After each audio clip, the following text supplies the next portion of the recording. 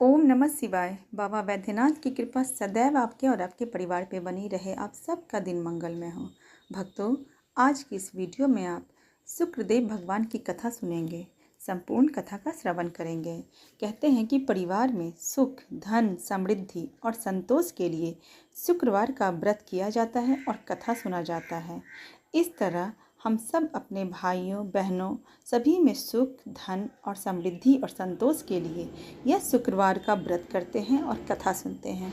तो आज की इस वीडियो में आप शुक्रवार व्रत का संपूर्ण कथा का श्रवण करें। इस कथा का श्रवण से ही आपके घर परिवार में सुख समृद्धि बनी रहेगी और अपने भाव को पावन और पवित्र रखना है। कहते हैं भगवान भाव देखते हैं, तो भाव के साथ इस कथा का पूरा श्रवण करें। मानिकपुर नगर में 3 मित्र रहते थे। उनमें से एक कायस्थ, एक ब्राह्मण और एक वैश्य था। वे तीनों हमेशा साथ रहते थे। तीनों का विवाह हो चुका था। ब्राह्मण और कायस्थ के लड़कों का गौना हो चुका था, लेकिन वैश्य पुत्र का नहीं।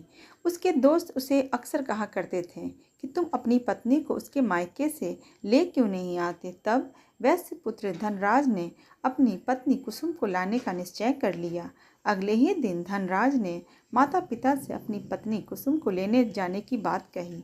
उसकी बात सुनकर वह हैरान होते हुए बोले, बेटे, अभी शुक्र अस्त हो रहा है, इसलिए अभी बहू को लाना उचित नहीं है। कुछ दिन ठहर जाओ, रुक जाओ। लेकिन धनराज नहीं माना। वह कुसुम को लाने ससुराल पहुंच गया। ससुराल में धनराज की खूब आवभगत की गई। धनराज ने कुसुम को विदा करने के लिए कहा तो उसके सास ससुर ने बोले, बेटे, अभी शुक्र अस्त हो रहा है, ऐसे में लड़की को विदा नहीं करते। कुछ दिन ठहर जाओ, फिर हम कुसुम को खुशी खुशी विदा कर देंगे। लेकिन धनराज वहाँ पे जिद करने लगा, अड़ गया और कुसुम को लेकर वहाँ से विदा हो गया। धनराज कुसुम को अपने घर ले जा रहा था तो अचानक बैल तेजी से भागने लगे। रास्ते में पड़े पत्थर से टकराने से गाड़ी का पहिया भी टूट गया और फलस्वरूप कुसुम को काफ़ी चोट आई। दोनों को आगे की यात्रा पैदल ही करनी पड़ी। सुनसान रास्ते से गुजरते हुए डाकुओं ने उन्हें लूट भी लिया। उनका सारा धन, आभूषण, वस्त्र छीन लिया।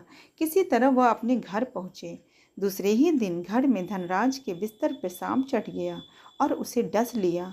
सेठ जी ने बड़े बड़े चिकित्सक बुलवाए, मगर कोई भी चिकित्सक जहर उतारने में सफल नहीं हुआ। दूर दूर से सपेरे बुलाए गए, लेकिन कोई भी धनराज को नहीं बचा सका और धनराज की मृत्यु हो गई।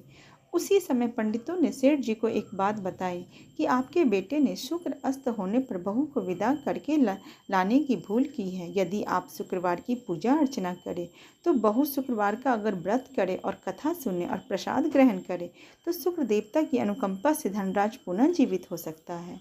सेठ जी ने पंडितों की बात मानकर अपने मृत बेटे और बहू को वापस उसके ससुराल भेज दिया।